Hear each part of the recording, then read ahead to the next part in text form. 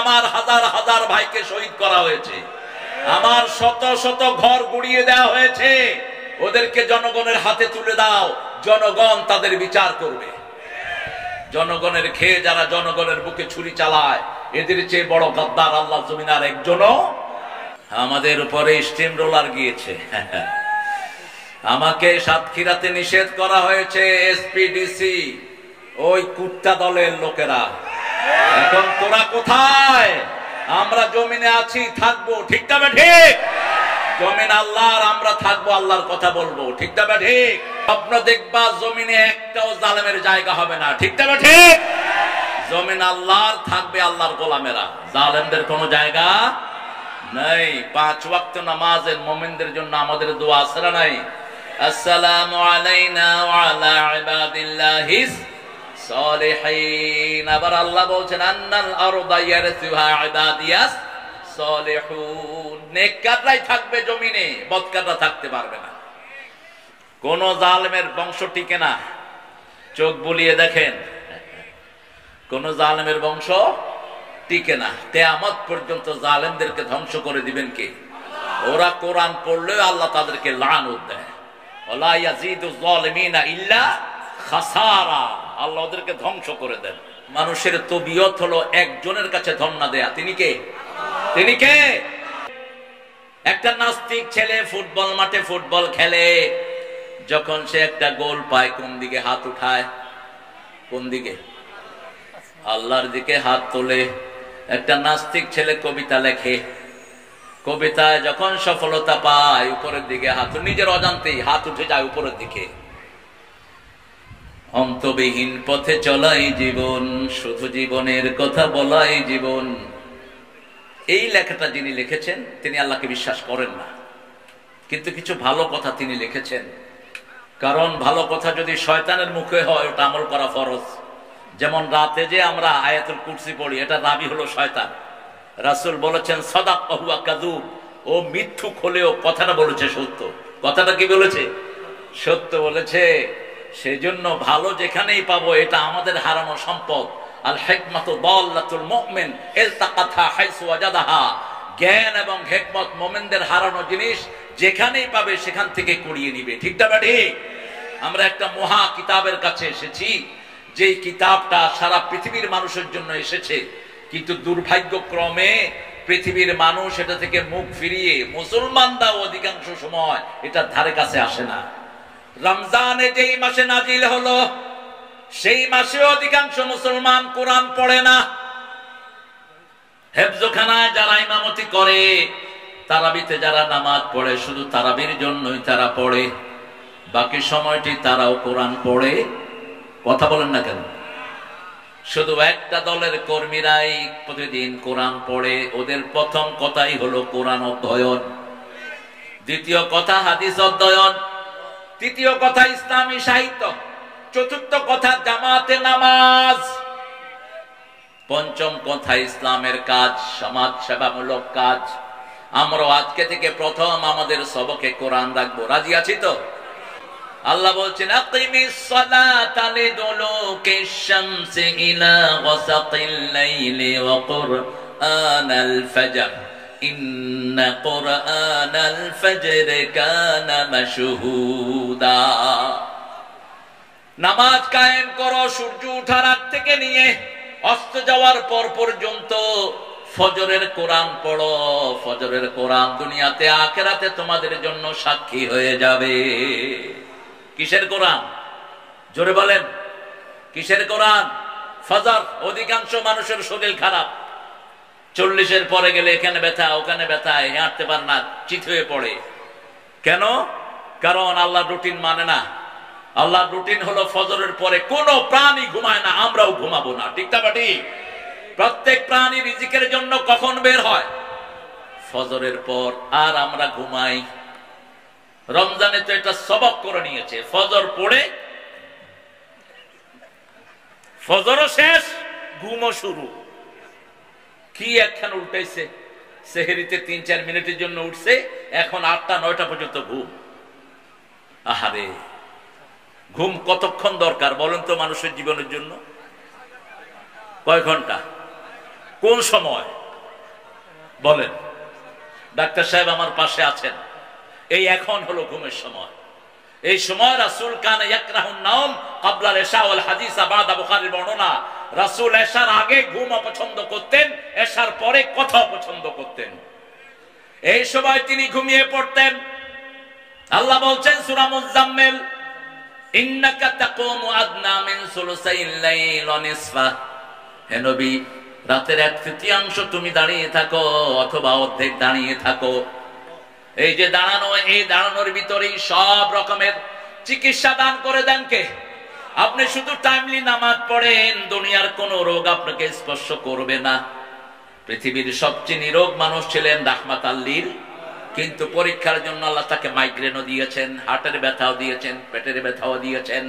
জাদুর কারণে তার বিভিন্ন রকমের উপসর্গ এসেছে, সব হলো উম্মতের পরীক্ষার জন্য। সেই রাসূল সাল্লাল্লাহু আলাইহি ওয়াসাল্লাম যে রুটিন ফলো করতেন, এটাই হলো আল্লাহর পছন্দনীয় রুটিন। কারণ রাসূলের দ্বিতীয় নাম সিরাতাল মুস্তাকিম। সুবহানাল্লাহ, খুব আস্তে হয়ে গেছে। সুবহানাল্লাহ, শরম লাগে নাকি সুবহানাল্লাহ বলতে? জোরে বলেন সুবহানাল্লাহ, আরো জোরে সুবহানাল্লাহ। এখন কি লাভ হয়েছে বলেন? জান্নাতে গাছ তৈরি হয়ে গেছে। গাছটা কত বড়, আরো জোরে কইবেন সুবহানাল্লাহ। গাছের ছায়ায় একটা ঘোড়া দৌড়াবে, 700 বছর ছায়া শেষ হবে না। ওই গাছে 70 রকমের ফল ধরবে, আরো জোরে সুবহানাল্লাহ। এক এক ফলের ভিতরে 70 রকমের মজা হবে। দুনিয়ার যে কোনো খাওয়ায় 7টা মজা থাকে, কয়টা? 7টা। আর জান্নাতে এটা হবে 10 গুণ। কয় গুণ? 10 গুণ বেশি। মানজা আবিল হাসানা ফালাহু আশারু আমসালিহা, 10 গুণ বেশি হবে। এখানে যেটা, যেমন একটা আপেলের ভিতরে টক আছে না নাই? জোরে বলেন। মিষ্টি আছে না নাই? লবণ আছে না নাই? ঠান্ডা না গরম আছে না নাই? স্বাদ না বিষাদ আছে না নাই? এই 7টা টেস্ট আপনি সেখানে পাবেন। এটাই জান্নাতের ফলের ভিতর হবে 70 গুণ। আল্লাহ বলছেন এগুলো জীবতু বিহি মুতাশাবিহা ওয়া লাহুম ফিহা জওয়াজুম মুতাহহারা ওয়া হুম ফিহা খালিদুন। 25 নম্বর সূরা বাকারা। আল্লাহ বলছেন এরকম ফল দেব, যদি অন্য রকমের ফল দেই আমরা জান্নাত থেকে পালিয়ে যাব। যদি ফল দেয়া হয় এমন ফল যেটা আপনার দিকে এমনি হা করে আসে, আপনি দৌড়াবেন। যেমন পাকিস্তানের আগে কাঁঠাল চিনত না, বাংলাদেশের এক লোক পাকিস্তানে কাঁঠাল নিয়ে গেল, চকির তলে রাখলো, পাঠান। যখন সকালবেলায় স্যান্ডেল টান দিয়েছে, কাঁঠাল আস্তে আস্তে গড়িয়ে আসতেছে, পাঠান লাভ দিয়ে বাহিরে পড়লো। মানুষ জিজ্ঞেস করলো ক্যা হুয়া ভাই? আরে ভাই মেরা ঘর মে এক জানোয়ার গুম গিয়া। क्या जानवर गुम गया भाई? कि ये बातचीत करते नहीं, ये कथा तो कय ना, गंभीर খুব, সারা গায়ে কাটা। এখন মানুষ সব দেখতেছে, কি রে এটা কি জানোয়ার?